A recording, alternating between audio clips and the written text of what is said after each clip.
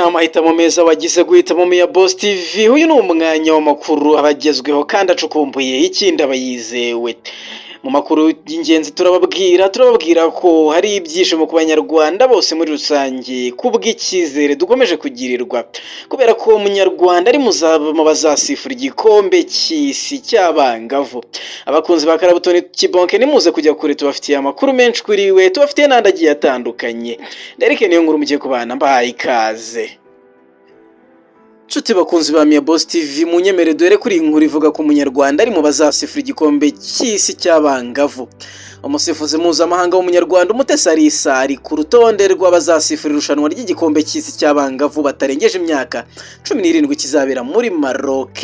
Mu gihe habura amezi abiri ngo hatangirire irushanwa ry'igikombe cy'isi cy'abangavu batarengeje imyaka 17, Ishyirahamwe ry'umupira w'amaguru ku isi FIFA ryamaze gutangaza abazasifura irushanwa. Mu basifuzi 38 bo ku ruhande harimo Umutesi Alisa unaherutse mu gikombe cya Afurika cy'abagore giherutse kubera muri Maroc. Abandi bo ku mugabane wa Afurika bazasifurira irushanwa ni Josephine Wanjiru wo muri Kenya, Yassine Samassa wo muri Mauritania, Yala Atef wo mu Misiri, Tabara Mbonji wo muri Senegal. Nshuti bakunzi ba Boss TV, tubabwire ko iri rushanwa biteganyijwe ko rizatangira ku itariki 17 Ukwakira kugeza kuwa 8 Ugushyingo 2025. Reka tubabwire ko kandi abana 13 baturutse mu Rwanda berekeje mu rugendo shuri muri Manchester City.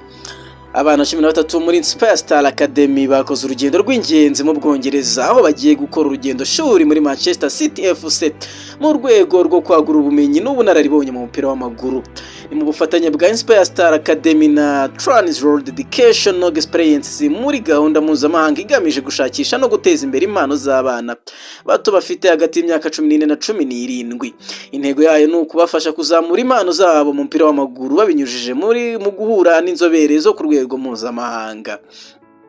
Muri uru rugendo shuri aba bana bazasura ikibuga cya Manchester City, aho bazahura n'abatoza bareba uburyo amakipe y'umwuga yitoza, bakanasura ibikorwa remezo bigezweho by'iyi kipe. Ni uburyo bwiza bwo gutinyuka inzozi no kumva bazaba abanyamwuga. Karufan Abdulwahed, umwe mu bana bari muri rugendo, yagize ati: "Nitwa Karufan Abdulwahed, mfite imyaka 17, nkaba nkina umupira w'amaguru, nyina muri Inspire Star, turabyishimiye. Tugiye guhura gukina umupira, unararibonye tuzakurayo ni nko guhura n'abandi batoza, kureba abandi ukuntu bakina. Mbere na mbere no kwiga ibijyanye n'umupira kuko natwe turashaka gukina kandi turashaka gukinira igihugu cyacu." Umutoza mukuru wa Inspire Star Academy Nzeye Rodrigue yavuze ko bahisemo Manchester City kuko ari ikipe ifite amateka akomeye. Mu magambo ye yagize ati: "Twahisemo Manchester City, nabiganirijeho n'abana twumva turabikunze. Ku mwana afite imyaka 16 cyangwa 15 kujya guhura na ba Guardiola ndetse n'abakinnyi bakomeye, dufite gahunda yo kuzahura nabo, dusure ibibuga bakoreraho, duhure n'abatoza bayo mu myitozo. Ni ibintu bizatuma abana bakura bakunda umukino." Abana basuye Manchester City harimo Mukunzi, hakabamo Abdulwahed ndetse n'abandi batandukanye. Mu yandi makuru katubabwire ko Karabutoni yamuritse filime ya mbere irangira ahabwa isezerano n'umugore we. Mugisha Emmanuel wamenyekanye nka Karabutoni Kibonke mu gutera urwenya no gukina filime yamuritse filime ya mbere irangira yise The Silver. Umugore we amushimira uburyo yabereye intwari umuryango we ndetse amusezeranya kuzamukunda ubuziraherezo. Ni mu gikorwa cyabereye muri Century Cinema Kigali ku wa 6 tariki ya 2 Kanama 2025. Ubwo iki gikorwa cyo kwerekana filime cyarangiraga, umugore wa Karabutoni Kibonke Ntambara Mutoni Jackie yafashe umwanya ashimira umugabo we bari bahagararanye imbere y'imbaga yari yitabiriye.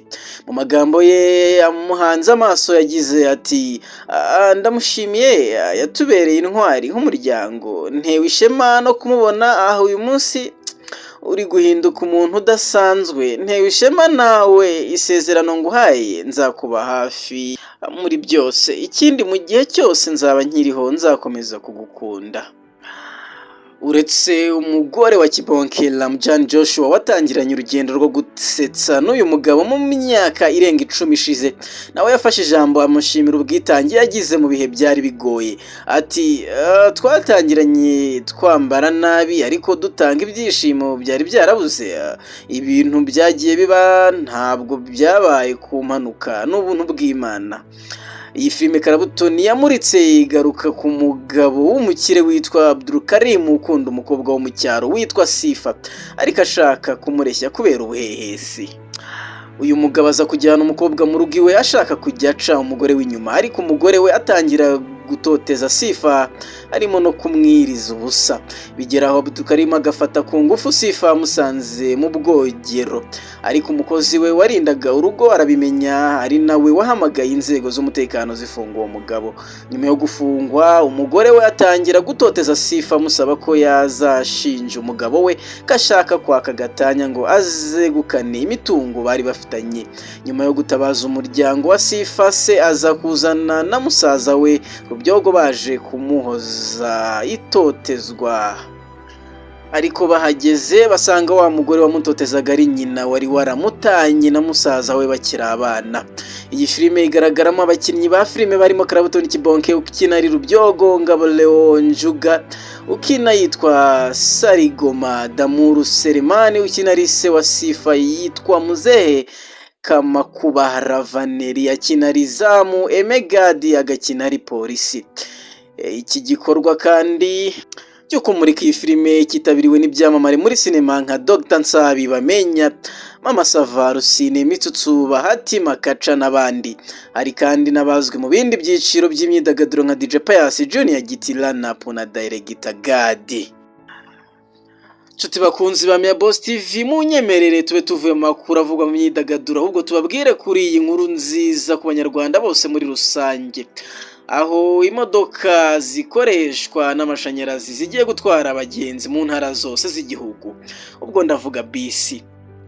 Ikigo kimenyerewe mu gutwara abagenzi mu buryo bwa rusange hifashishijwe bisi zikoresha amashanyarazi Basigo cyashyikirije sosiyete 5 zitwara abagenzi mu ntara bisi zikoresha amashanyarazi 100% zigenda ibirometero 350 zisharijwe rimwe zikagira imyanya 42. Izi modoka zamuritswe kwa 31 Nyakanga 2025 mu karere ka Rubavu, zikaba zitezweho impinduka mu gutwara abantu mu ntara. Izi bisi zahawe amasosiyete akorera mu ntara z'Iburengerazuba, Amajyaruguru, Amajyepfo n'Iburasirazuba. Dorina Richaba, umuyobozi wa Basigo mu Rwanda, agaragaza impinduka izi modoka zizanye, yemeza ko amasosiyete atanagiye gutangira ingendo mu ntara zose.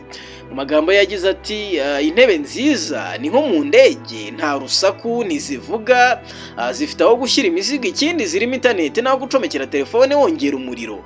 Harimo izigiye kujya Nyagatare, i Karongi, zijya Kigali, hari n'izigiye kujya ziva i Huye mu Majyepfo, ndetse hari n'izizajya zijya i Rusizi. Yakomeje avuga ko baje Rubavu kuko bavuga ko ari kure mu rwego rwo kwerekana ubushobozi bwazo. Izeza abazikoresha ko bagiye gushyirirwaho sitasiyo zitandukanye zizajya zifasha mu gushyira mu muriro. Umuyobozi w'akarere ka Rubavu Murindwa Prosper yavuze ko izi modoka zigiye gufasha akarere mu bukerarugendo no kongera imirimo ikoresha amashanyarazi. Mu magambo ye nawe yagize ati akarere ka Rubavu nk'akarere k'ubukerarugendo, izi modoka zije kongera ingendo z'abaza gusura ibyiza dufite, ariko by'umwihariko no kongera akazi ku rubyiruko n'abakiriya baziyongera. N'amashanyarazi yacu agiye kubona akazi bive mu gucana amatara gusa. Murabizi ko ubu na gaz metane yatangiye gutanga umuriro. Mu mezi ari imbere Basigo izaba yazanye izindi modoka zigera mu 100, ndetse nyuma yazo azahita haza izindi 200 kugeza ubwo bazagera ku modoka 1000 biyemeje. Guverinoma y'u Rwanda ifite gahunda yo kugabanya imyuka ihumanya ikirere cyane cyane ituruka mu binyabiziga mu rwego rwo kurinda ibidukikije no guteza imbere iterambere rirambye.